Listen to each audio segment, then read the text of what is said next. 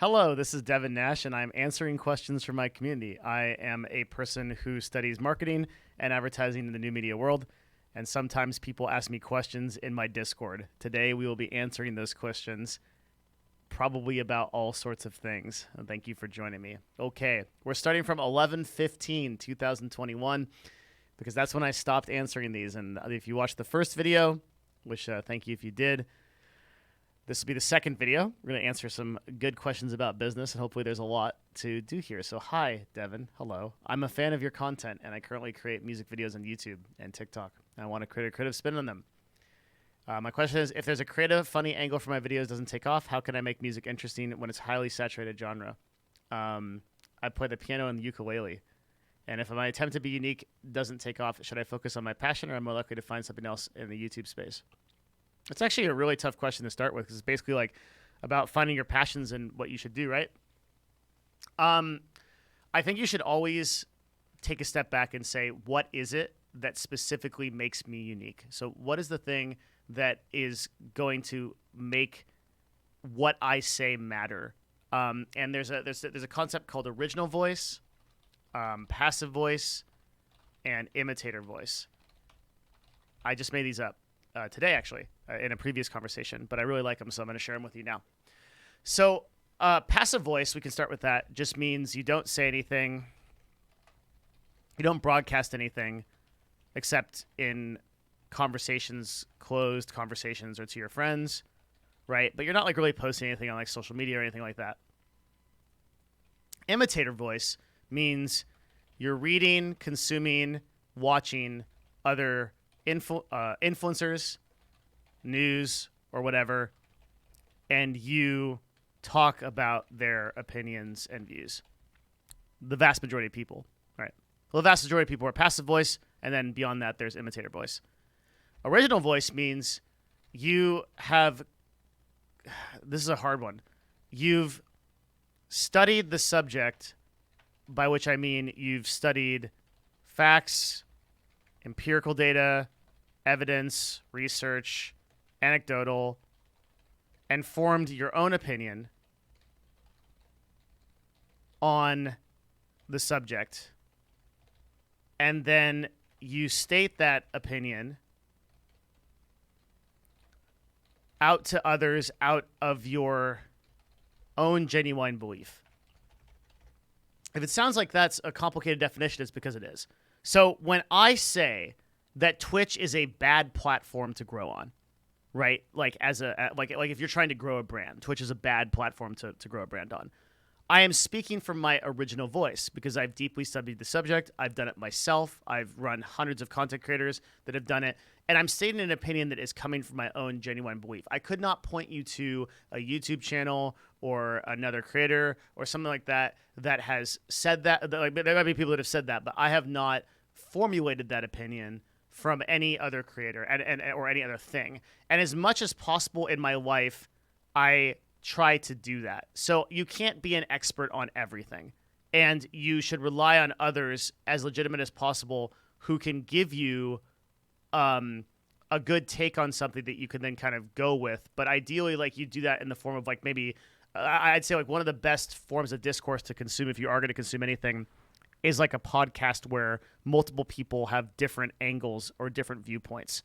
And maybe one person is on the far right of an issue, another person is on the far left, and you hear both of them. And from there, you stimulate your mind and form an opinion based on your own beliefs on the subject. But most people don't do this. What they do is they listen to one person and they then are like, okay, that's my opinion, right? Because it's much easier to do. It takes a lot less like mental work to go through that formula.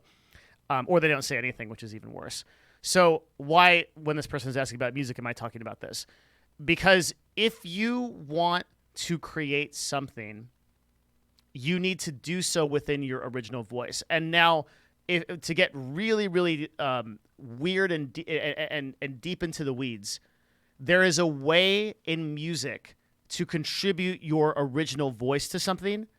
This same concept works exactly the same with like creating any kind of content, with doing any kind of actual work, where like you're like there's a person that could build a chair, and they could build a chair in the super standard way that you build a chair. But there's also a person that could think about that and do that in a completely different way. And when you do that, you get companies like Herman Miller that make chairs that nobody's ever seen before, that are now like the office standard all over the place. And eventually someone will come along, or someone already has, that will make a chair that's even better than that, because they're doing it in their original voice. Whenever you're evocating, whenever you're casting, you're creating from that muse, from that place inside of you that genuinely wants that thing to be, you are on the right track. Even if you think especially if you think it's bad.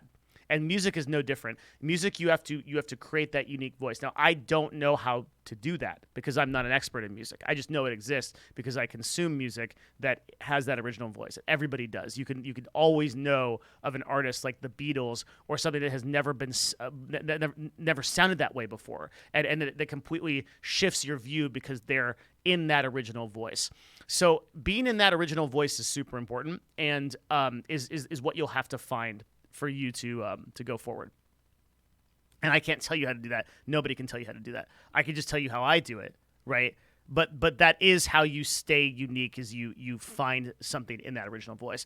Now, when one thing that helps me is when I speak about something, I do it because I want that thing to be said. I want more people to know about that thing. I don't do it because I have some external goal. I don't ever create YouTube videos because I think they'll get more views. I don't ever do things because I think that they'll be more successful or that more people will consume them. I don't actually care about that. What I have to say needs to be said in the world, and I genuinely believe that. So everything I say is that, and that is perceived by people as authentic, because it is, right? It's from me, and people appreciate that, whether it's right or wrong.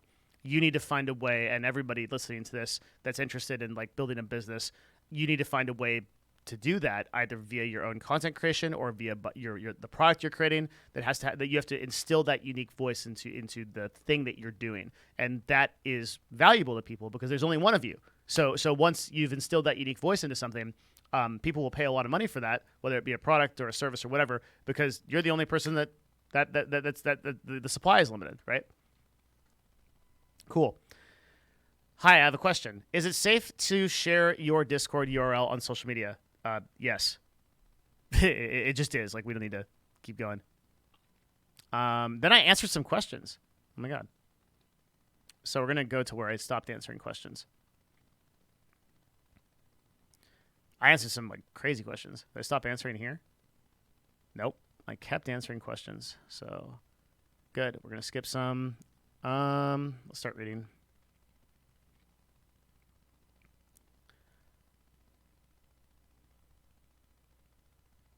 I think I stopped answering here. Okay.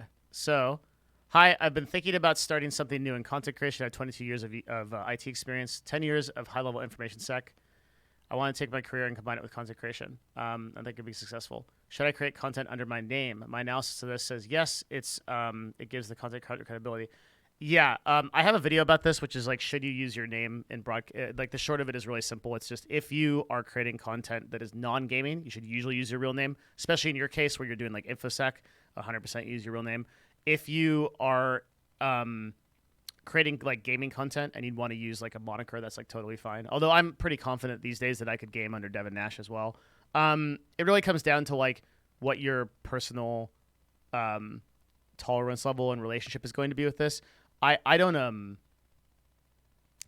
really care that people know me by my real name, and I don't think I think the only people that need to really consider using their real name, unfortunately, are women that are creating any kind of content that people could associate personally with them. Unfortunately, need to make that distinction, and that becomes a lot more relevant for those folks.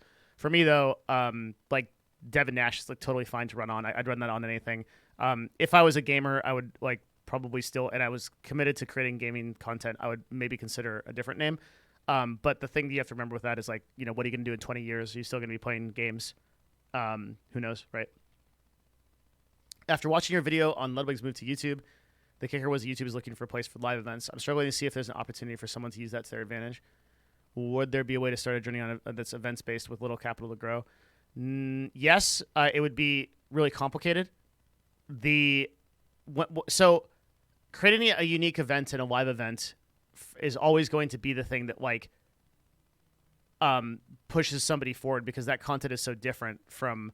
It goes back to our unique talk, right? Like, one of the problems that I think is happening on content platforms right now is that content creators are afraid to reinvest the money that they make into making cooler shit.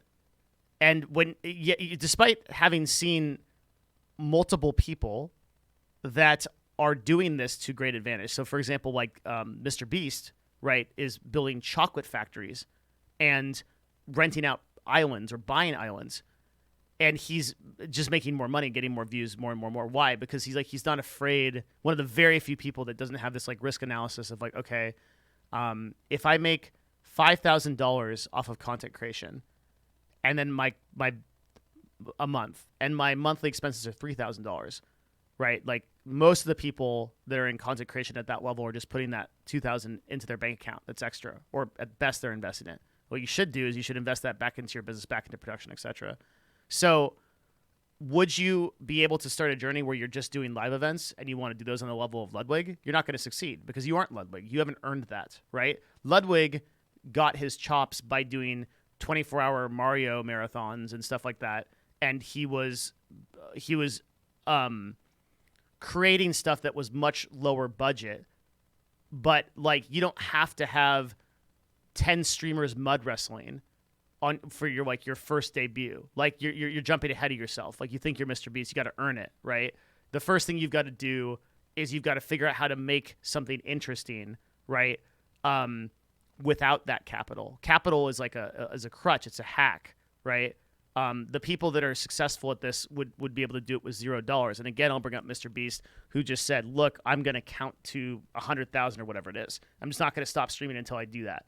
Right? Like, that doesn't cost you anything. You can turn on your camera and do that shit right now. And right now, there's a million different ideas just like that you could do.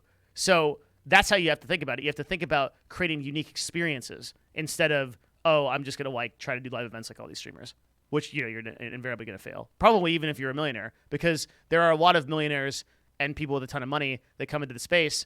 This happens in esports all the time. And they're like, oh, like, you know, I'll just like create an esports event. Well, then surprise, it fails because they have no experience entertaining people and they don't know any of that. So it all goes away. You said the quality of a question will impact the quality of your answers and the quality of your life. I have many questions. How do I improve the quality of my questions?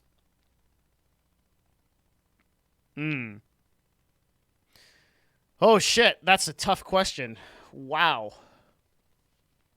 How do I improve the quality of my questions? So for context, what he's talking about is, I believe, how you ask a question to yourself and to others is an imperative part of what defines your life. So, for example, if I say something like, why am I so fat? Okay? What I'm doing is I'm reinforcing that I'm fat, and I'm asking myself why I am so fat, and I'm embroidering, I'm encapsulating all the negativity that's like in that statement, okay? How can I lose weight? That's a way more interesting question. You see, I've taken something that is completely passive and negative and just a diss on myself to a potential action statement. How can I lose 5 pounds? How can I lose 5 pounds in 30 days? How can I lose 5 pounds in 30 days exercising 3 days a week, doing something I love? And now that comes with a bunch of other questions. How do I make time for X? What do I love, activity-wise, right? And you can see how asking this question, this is the same question as why am I so fat? But it is asking this question in this way that derives all of these other sub-questions that then causes you to think about your life in a completely different way. And now all of a sudden, you're like, damn, I love yoga. I'm going to go for 3 days a week to yoga. I can make time for it in the evening at 7 p.m., and I'm going to do that. I'm going to lose 5 pounds in 30 days. Now you have an action statement. Now you're doing something amazing. You could have never gotten there from why am I so fat? So how do you ask quality questions, right? That drive these kind of results.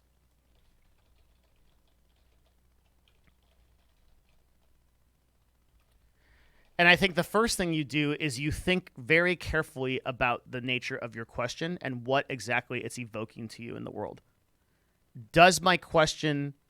Very few people think about the questions they ask. Very few people ask questions, right? If you go look at a conversation, look at how many times somebody says "I" and refers to themselves. Not many people are asking questions of other people. Even fewer people are asking questions of their questions and saying, the first thing you could do is say, is this a quality question? And the parameters you use for that are, is this moving my life forward in some way? Is this question framed in a way that has an outcome that I can then use? This is something that I can put into the world that would then exist, right? So why am I so fat has nothing you can put in the world. You will still be fat because I'm lazy, because I eat too much, because my parents were fat and that influenced me, whatever. How can I lose 5 pounds is something you can evoke into the world. How can I lose 5 pounds and what exercise will I use is something you can evoke into the world. What can I do to lose weight right now in the next minute? That's a kick-ass question, yeah? Like that, so you're using different kinds of constraints to improve the quality of your questions. You're using time as a constraint, right? In 30 days, in the next 7 minutes. That's a good constraint.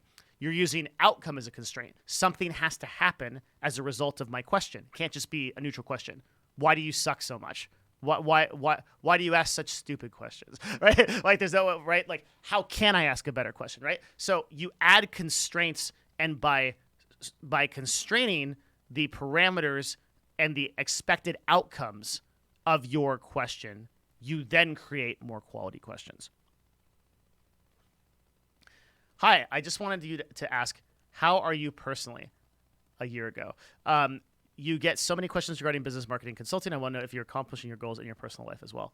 Yes. Yeah. Thank you for asking. I won't dwell on this because I don't know how many people care. Most people are here for value, I think. I'm really happy. Yeah, I'm much happier than I ever was streaming on Twitch. And I realize what a crazy narcissist it made me. And I have just an amazing life now, where I get to work on things that really matter, like Novo, the agency that I've co-founded. And I'm in a great relationship, which is like a big part of my life, good family life. I go to yoga almost every day. I study Zen Buddhism every day. And I'm just really a happy person on the regular. Yeah, super, super good. Thanks for asking. Hi, my question is more on the age demographic correlation with content types. Audiences of really big creators like Dream or PewDiePie and the like are leaning on the young demographic. It is possible to grow one's channel on each topic as long as you make the content very good. Do you think it's good advice for aspiring creators to make content geared for the young for speedy growth? So some people will know how I'm going to answer this question. So first of all, God, there's something interesting in this. Implicitly in this person's question, there is a bias that I don't know if people listening to this caught. And that bias is he's referring to all gaming content creators because that's what he consumes, right? Isn't that interesting? So he thinks that the big content creators are like Dream or PewDiePie. Let me give you some other big content creators. Joe Biden, right? The Prime Minister of Japan. Macron, right? The French president. Angela Merkel, right? These are big influencers, right? And they have way bigger followings, and they're mostly 45-year-old plus people who are interested in politics. Joe Rogan, Sam Harris, right? Giant philosophical person. Lex Friedman, another philosophical person. So I can point you to creators who have much more influence than those people. But what you've done is you've segmented your question. Your question, you've asked your question. We just talked about quality questions. You've asked your question in a way that only it can be answered by, yes, you should create content for young audiences. Because in that circle that you've, for the 3 out of 3 people that you mentioned who started on Minecraft, their audience is young. Do you need to create content for young audiences to guarantee speedy growth? Of course not, right? Plenty of people create content for all sorts of audiences of any kind of demographic. And it is not relevant what the age of your audience is to create content. You ought to create content that has your original voice, as we talked about before, that has the greatest positive impact on others and reduces their suffering, in my opinion.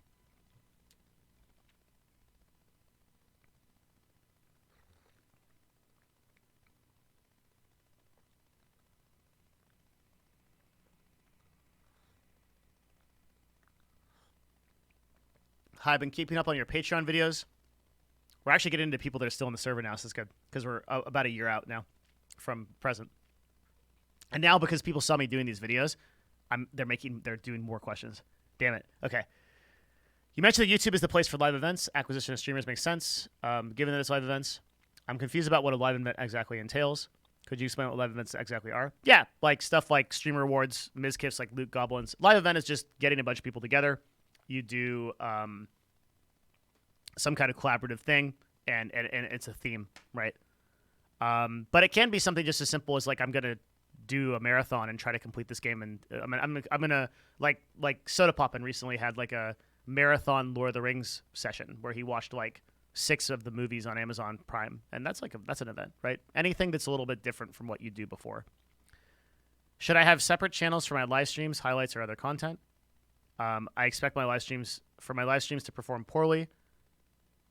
Will my low view streams hurt everything else I put on that channel? I assume he's asking, should I have separate channels for live streams on YouTube? Because if you have separate live streams, you're going to fail. You're going to fail with one live stream, much less 3. But if, generally speaking, you should not focus on growing more than one YouTube channel until you have like 150,000 subscribers at least on one channel. Hi, as a small content creator, you mentioned in a video, some people have a weird aversion to not spending money to boost or advertise your content. Yeah, we actually just talked about that. Someone might want to start doing that. What platform is best to start boosting ads, and how algorithms work for that? So, as a content creator, you do not want to buy ads for yourself. The reason is because the impressions that ads generate are not authentic engagement. It is authentic engagement. Somebody's really engaging with your content, but the problem is that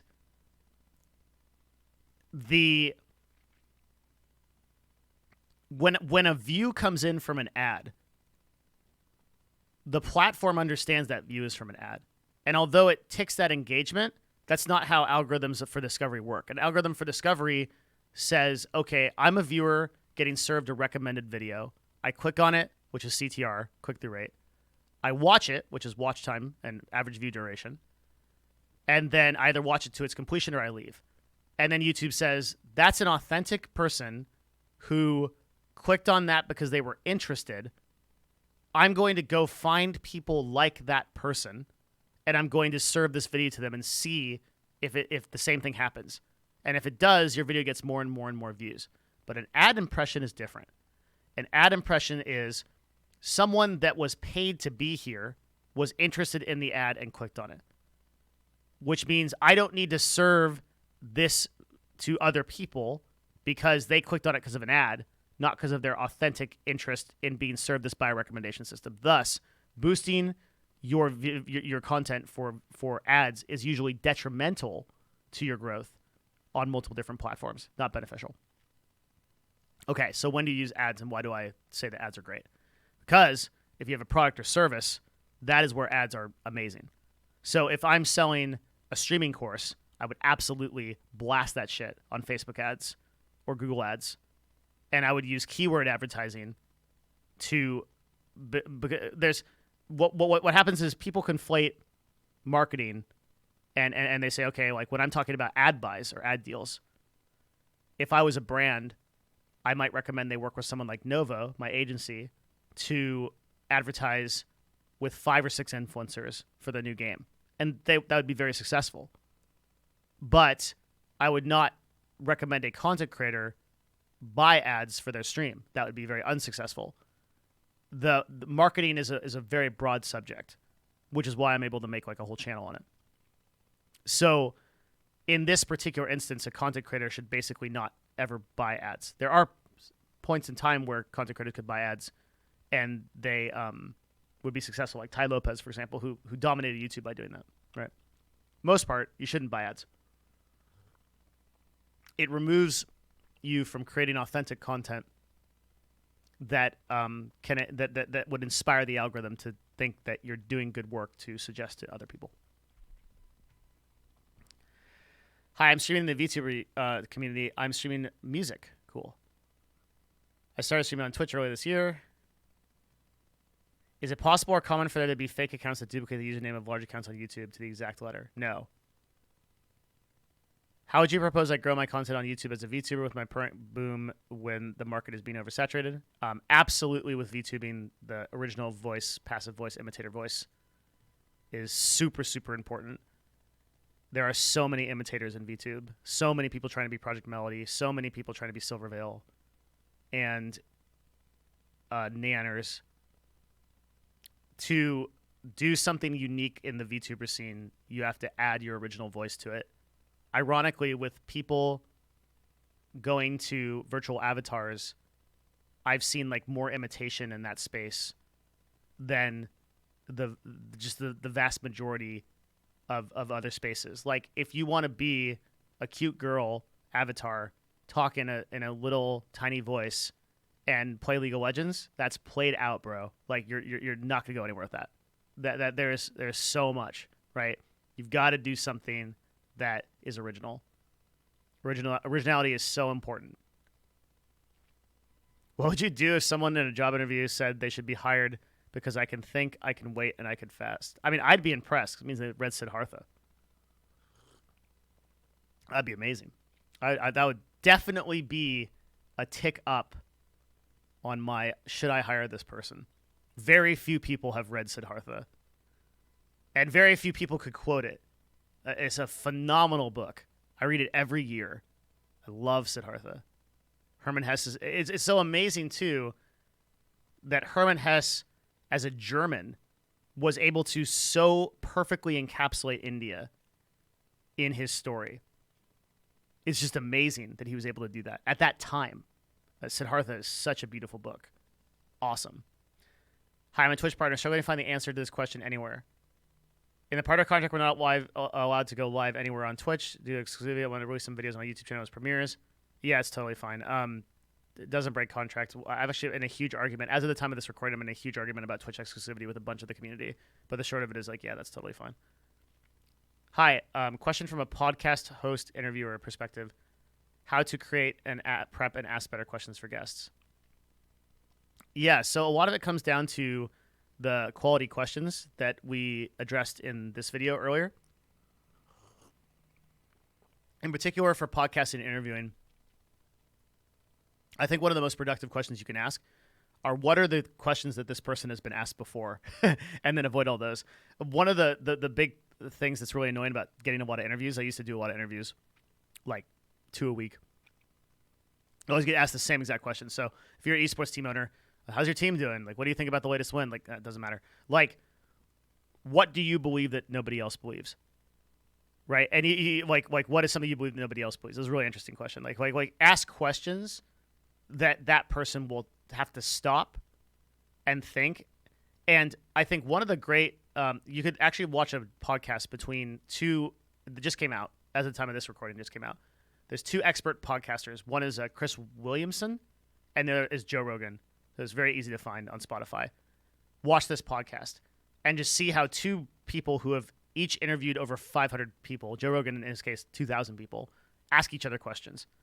And you'll see that one of the main things they're looking for is like there's a track that people will always answer. So like if you ask me certain questions like why can't you grow on Twitch, right? Like I'll just go on my track that I have on that. I have like a saved file that I open up for that's on my short-term memory so that I don't have to bother really thinking about that question because I've answered it so many freaking times, right?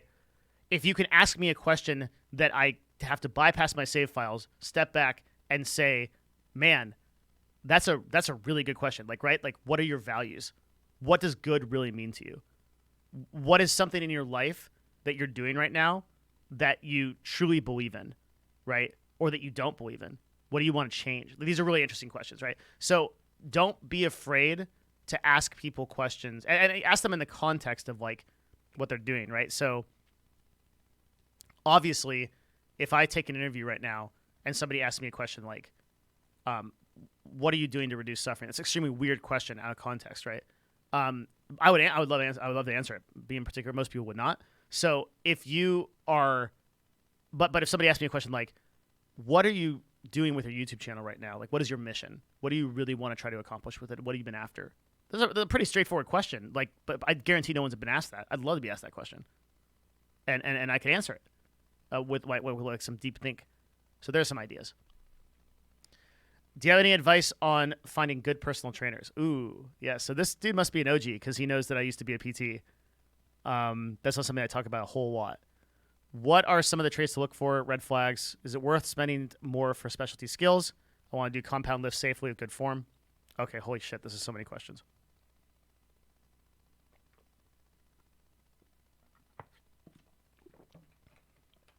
All right.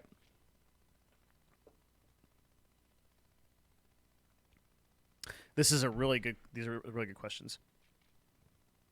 When you're looking for a PT, the first thing you can throw out the window is ACE certification, any kind of certification, or education or degrees.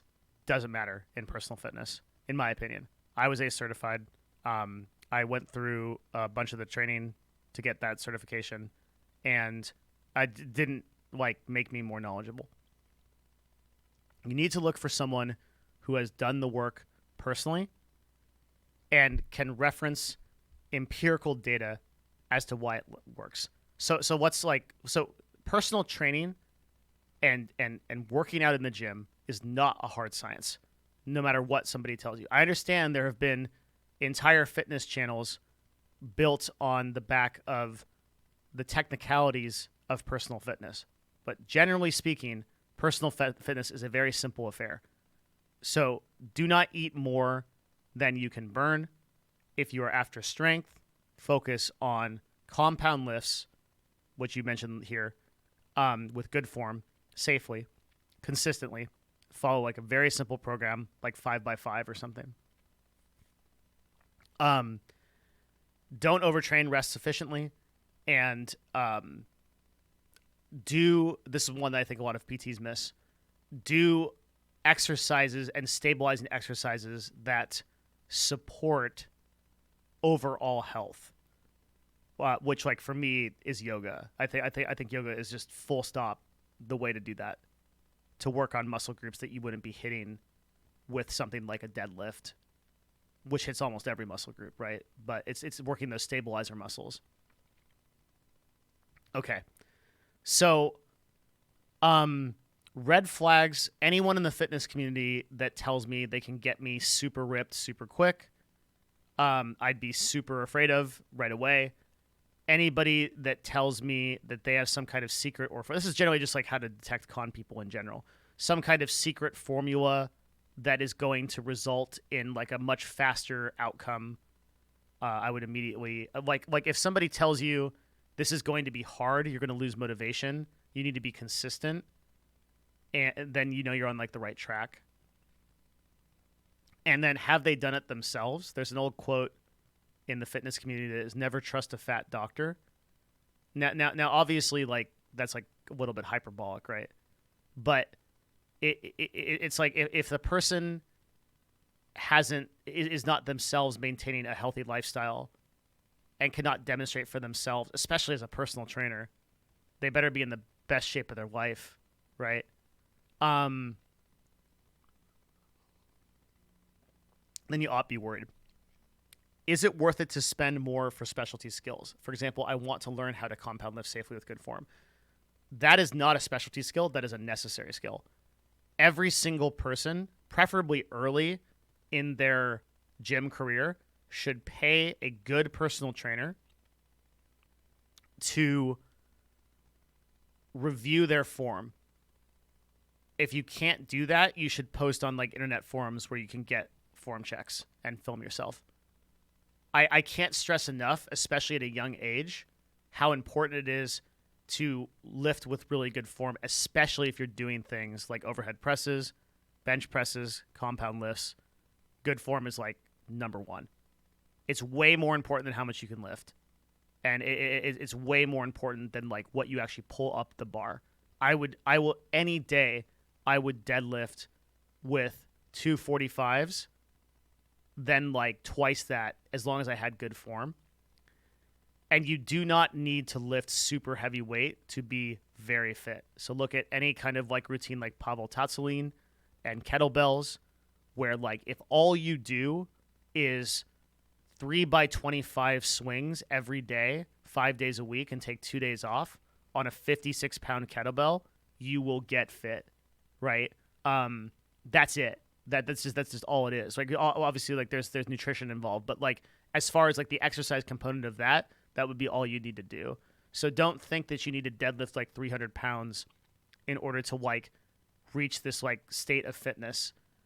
To be very functionally strong requires the activation of multiple different muscle groups, and is why I would put more stock in a well-rounded individual who has done something like yoga, some form of compound lifting, some explosive movement like sprints or box jumps or kettlebells, and farmers walks. They've like that functional person is what you should strive to be. A person who can jump out of when you're seated in a car, you can open the door, and like you park, you can open the door, you can jump out of the car no problem. Or you can suddenly turn and it doesn't throw out your back. You can fall down, you're going to be okay. You can lift, like a child runs at you to give you a hug, and you can lift them up with your shoulders, and you can, and your back and your whole, your energetically, you'll stabilize that movement, right? You can lift a bunch of groceries. You should feel that strength within you, and that's what you should be going for. You shouldn't be going for like this this image of like what society broadcasts as this like strong person. A lot of times the strongest bodybuilders have a lot of problems when it comes to actual functional strength, especially when it comes to endurance. Okay, so do you have any thoughts on what to look for in a gym? I don't care. As long as it has a power rack is totally fine. The less popular, the better. I try to go to gyms with like serious lifters, but these days I've spent so many hundreds of hours in PT and like training myself that I can just safely, you know, like I literally have a power rack set up at my office and I just train there. Compound lifts are great for targeting multiple muscle groups and are pretty time sufficient. Yep. My current trainer canceled, and I wanted to use different machines from YouTube and found a machine-only workout plan. I should get a refund from the trainer and eat the cancellation costs if I do gym and trainer. Yeah, probably. And generally speaking, I wouldn't. It's not always true. Sometimes they know quite a bit, but I'd be careful selecting for people that are gym trainers. Oftentimes they're just like employed by the gym, and it's kind of unclear how much they know. There's a lot of free resources on YouTube, like Thomas DeLauer, Jeff Nippert, or Chris Hara. Athlean X, like there's a ton of like great content creators who can get you really far, probably way further than you want to be. And I can't stress enough that like for anyone that's trying to get into the world of physical fitness, which should be everyone, just don't complicate it. Like it's so much bullshit. The best thing you can do is show up for like a class. Like I tell everyone, like get started with something like yoga. I do hot yoga, so I love hot yoga. I wish more people, like, it's so unfortunate there's so little empirical data on hot yoga, which is kind of crazy because there's so much like fitness data on so many other things, but nobody funds it. So, and also has a bad rap because of Bikram yoga. Hot yoga is the best thing I've ever done for myself, like physical fitness wise. I feel incredible. It's so beneficial. And if you get to a class, you go to a class, it'll challenge you because you'll have to go to that class, and you should build a community around working out where you can go consistently. Like, all that matters is like that you're training a year from now. The bad plan that you follow is like so much better than the perfect plan that you never execute. You have to understand that your war is not a war of knowledge when it comes to personal fitness or many other things, right? You don't need to know more to like do it successfully. You just need to show up. That's like your real war is against the inertia of not going. The first time you get sick and now you're 2 weeks out from the gym and you need to bounce back, will you? Like, right? You should focus all of your effort on that. And what's going to keep you motivated and consistent. Because that is what, like, ultimately you have to understand the stats. Okay, why is it that like in January every gym is ecstatic because that's when they get the most amount of signups, and this happens every year. Everybody says, I'm going to change my life, I'm going to go in and work out. And then something like 98% of those memberships drop off by like mid-February. And you shouldn't be so arrogant to assume that you are going to not be part of that 98%. So you have to think, how do I structure my entire life to beat this inertia that I know is coming? That I know that like when this gets difficult, I'm not going to be the person with like at my yoga studio, they give you wristbands for how many times you've gone to class. Starts at 15, goes to 1,000. How do I be the person that has 1,000 classes? That's the only question I'm asking myself, right? And then during the class, I'll look at my form. I'll think about how to do the activity the best that I can do it. I'll really put in the work to try to be the best practitioner I can be. But I'm not like researching yoga outside of it. I'm thinking entirely about how I can show up to work and do it, right? Same as like doing this and these videos and everything. I'm thinking about how to show up. Holy shit, how to show up is so freaking important. 99%, probably 100% of the questions that are going to be asked in the Ask Devin chat have a problem or going to have a problem with showing up. Every single one of them probably doesn't need to know the answer to this question and probably doesn't need to watch a single thing from me ever again if they just stayed consistent. And then every time they consistently posted something or did something for their product or did the work they know they need to do, they took a step back and they said, how can I do this a little bit better? And you don't need influencers or blogs or streamers or Twitter posts or top 3 tips videos or anything. You just need to fucking show up. And that is what I would recommend for personal fitness and many other things. Can't believe it's already been 45 minutes. That's the end of this Ask Devin, meaning that we will be back addressing 12/8/2021. Next one is 12/9. We got through a month, a month of questions this time. Thank you, everybody, for coming out, and I really appreciate you. Thank you, everybody, for being a part of this community. For the people on Patreon, thank you very much for allowing me to do this stuff. And yeah, if you have more questions, they're coming from the Ask Devin channel and discord.gg/Devin. Thank you, everybody. See you again next time.